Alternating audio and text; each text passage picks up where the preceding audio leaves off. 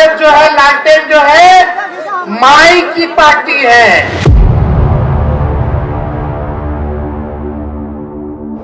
माई के साथ साथ बाप की भी पार्टी है। बाप की पार्टी कैसे है?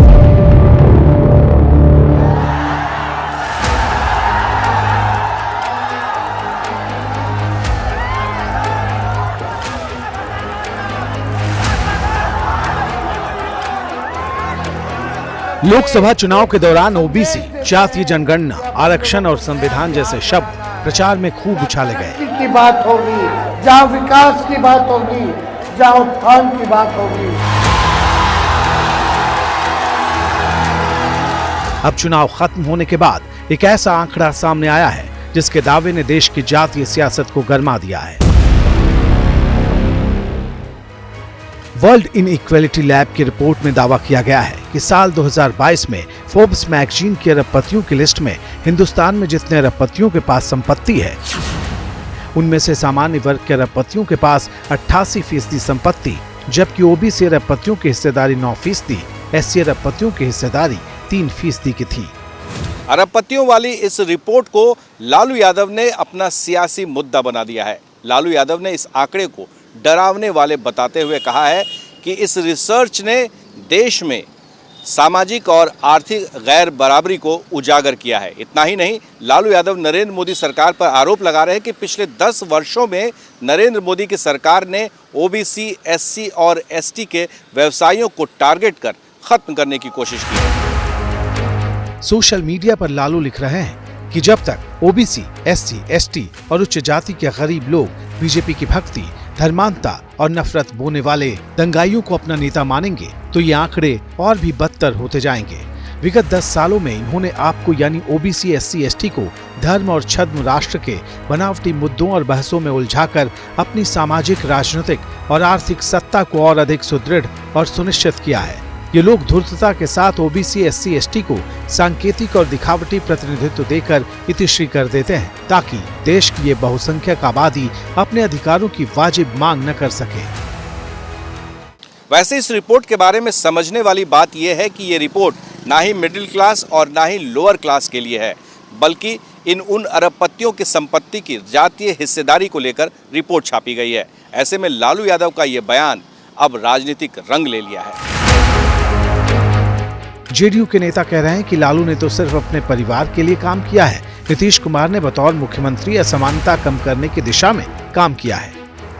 अरे भाई, बिहार में जाति सर्वे हुआ तब ना पता चला कि लालू यादव को 43 बीघा 12 कट्ठा 16 दूर जमीन है। कि मान्यवर लालू प्रसाद जी चुनाव लड़ने के अयोग्य हो चुके हैं, लेकिन जाति का जहर इतना घुला हुआ है।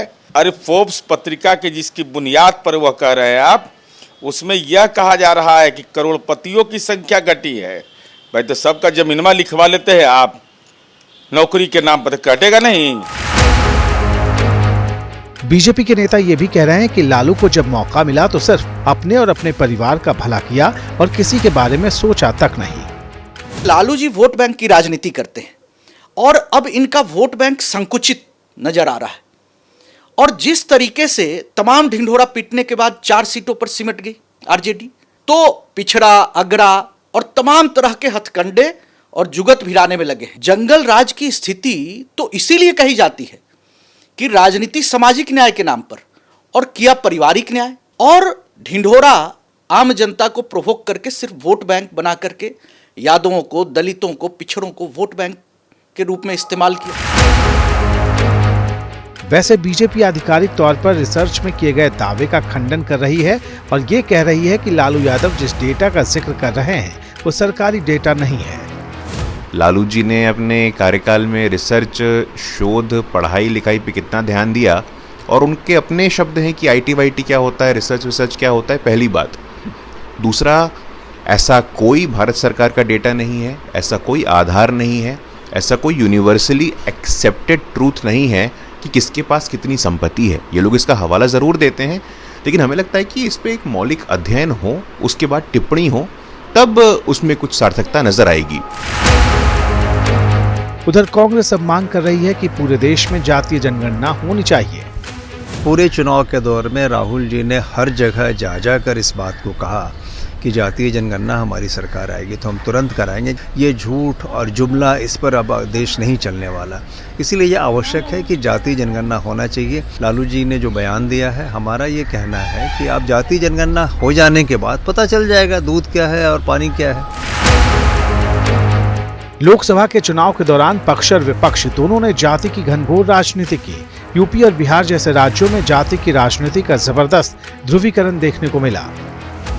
तेजस्वी यादव ने मुंगेर की सभा में पिछड़े दलितों और अल्पसंख्यकों को एक साथ आने की अपील की थी।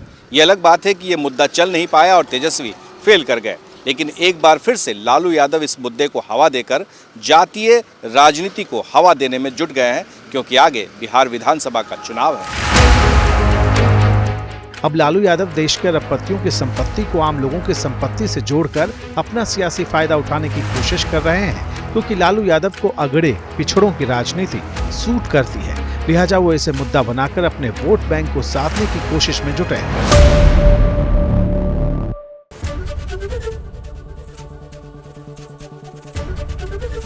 एबीपी गंगा, खबर आपकी, जुबान आपकी।